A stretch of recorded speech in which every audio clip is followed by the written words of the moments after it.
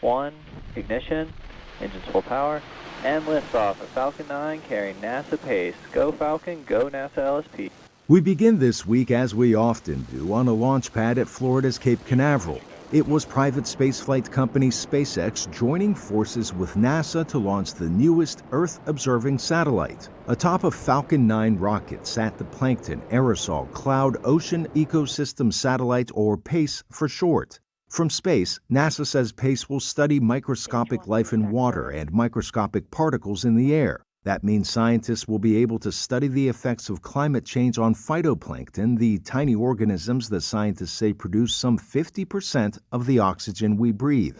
Spaceflight Now reports the PACE launch marks the first U.S. government mission targeting the Earth's poles after a failed launch in the 1960s rained down debris on Cuba. You have engine ignition. Also this week, what began as another space launch for Russian cosmonaut Oleg Kononenko became history-making as he broke the world record for most cumulative time spent in space. At the time of this writing, the 59-year-old has spent more than 878 days and 12 hours in space, beating the previous record by some 30 minutes and counting.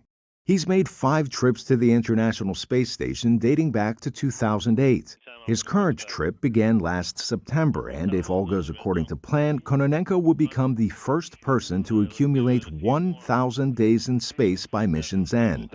Finally this week, for the rest of us stranded on Earth, an upcoming treat for skygazers in North America, a total solar eclipse on April 8th. It's very interesting that nowhere else in our solar system that we know of has the right, size moon to just block the exact surface of the sun, and that's just a very unique. Earth is special. During the eclipse, some 44 million people from Mexico to Newfoundland can see the moon perfectly aligned between Earth and the sun, turning day into night for nearly 4.5 minutes. You'll need those special eclipse sunglasses to protect your eyesight. If the moon were a bit closer, the event could last as long as 7.5 minutes. The bad news for most of us alive today, that won't happen until 2150. Arash Arbasadi, VOA News.